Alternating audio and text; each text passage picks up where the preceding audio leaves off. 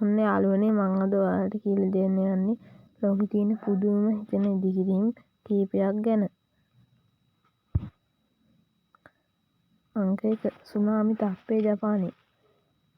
නිරන්තරයෙන් සුනාමි තත්ත්වයන්ට මුහුණ දෙන ජපානයේ ඉදිකර ඇති මෙම බාධකය ලෝකයේ සුනාමි රටට එරෙහිව මිනිසා විසින් ඉදිකළ සාර්ථකම හා විශාලතම තාප්පයයි. සුනාමි තත්ත්වයකදී ඇතිවන මීටර් 10ක් පමණ උස සුනාමි රැල්කට පවා රට තුළට පැමිණීමට නොහැකි ලෙසින් මෙය ඉදිකර තිබේ.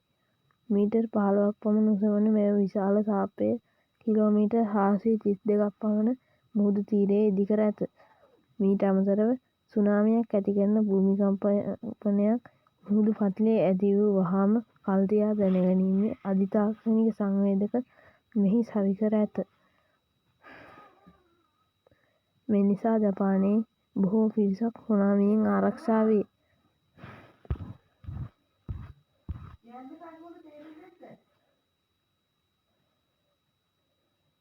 මෙය ග්‍රේට් ටෝල් නමින්ද හඳුන්වයි.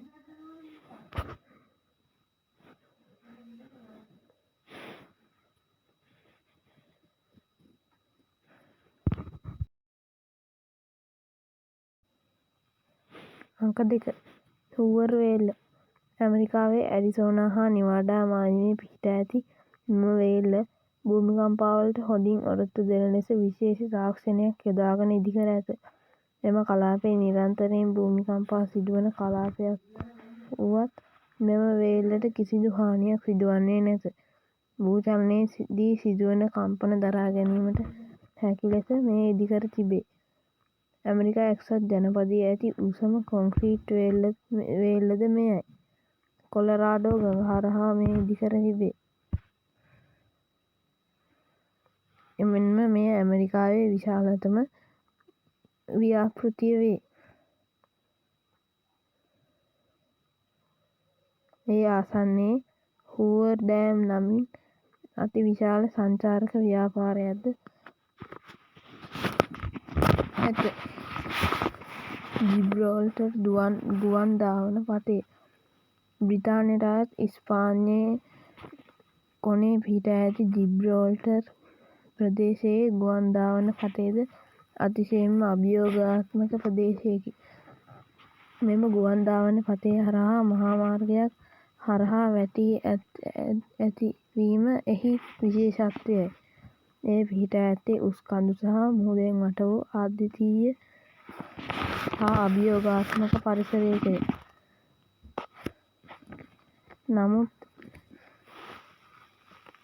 කුණාටු හා ගං අතර භූමිකම්පා ඇතුළු විවිධ ස්වභාවික විපත් රැසක් සිදුවන මෙම ප්‍රදේශයේ එය ඉදිකර ඇති ආකාරය පුදුම සහගතය.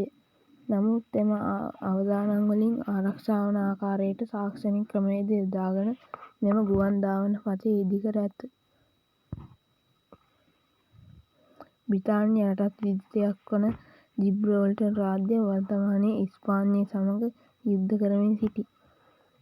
අංක 3 තායිත වෙතිසියක.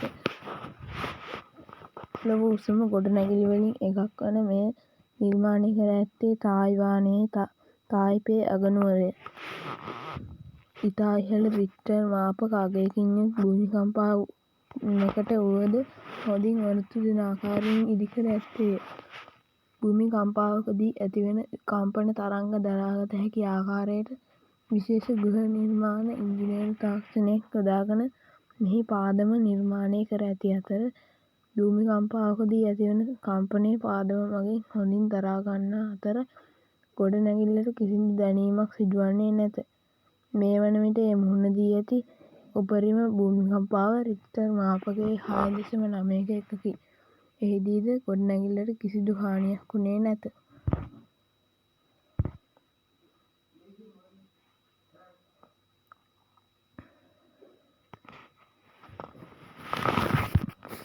අංක 4 ඊස්ටර්න් ස්කේල්ඩ් ස්ටෝම් සර්ච් වීක්. කුණාටු කාලවලදී ඇතිවන ගං අතර තත්ත්වයන් නෙදර්ලන්තය ආරක්ෂා කිරීම සඳහා මෙම බාධකය ඉදිකර තිබේ. නෙදර්ලන්තයේ සීලන්ඩ්හි දූපත් දෙකක් අතර පිහිටා ඇති මෙය කිලෝමීටර් 9ක් දිගය. දැවැන්ත කුළුණු 6ක් 65කින් සමන්විත වන අතර මෙය දළ වශයෙන් මීටර් 42ක් පළල සහ මීටර් 6 සිට 12 දක්වා උසකින් යුතු වාහන දොරටු වලින් වෙන් කර ඇත. අංක 5 අකාශී කයිකියෝ පාලම. මෙම පාලම ජපානයේ කෝබේ සිට අවාජි දූපත සම්බන්ධ කරන ලොව දිගම එල්ලන පාලම් වලින් එකකි. එය ප්‍රබල භූමිකම්පා සහ සුළි කුණාටුවලට ඔරොත්තු දෙන පරිදි නිර්මාණය කර ඇත. පාලමේ කුළුණු භූකම්පන තරංග අවශෝෂණය කරගත හැකි ආකාරයට නිර්මාණය කර ඇත. එය රිච්ටර් මාපකයේ 8.5ක් දක්වා වූ භූමිකම්පාවලට ඔරොත්තු දෙන පරිදි නිර්මාණය කර තිබේ. එය මීටර් 3911ක් දිගය. අංක 6 ගෝල්ඩන් ගේට් පාලම. ඇමරිකාවේ කැලිෆෝනියාවල ඉදිකර ඇති ලෝක ප්‍රසිද්ධ පාලමක් වන මෙය භූමිකම්පනවලට ඔරොත්තු දෙන ආකාරයට නිර්මාණය කර ඇති පාලමකි. මෙම පාලම භූකම්පන ක්‍රියාකාරී කලාපයක පිහිටා ඇති අතර එය රිච්ටර් මාපක 8.0ක් දක්වා වූ භූමිකම්පාවලට ඔරොත්තු දෙන පරිදි ගොඩනඟා ඇත. වර්තමානයේ මෙම පාලම සම්බන්ධයෙන් චිත්‍රපට පවා නිර්මාණය වී ඇත.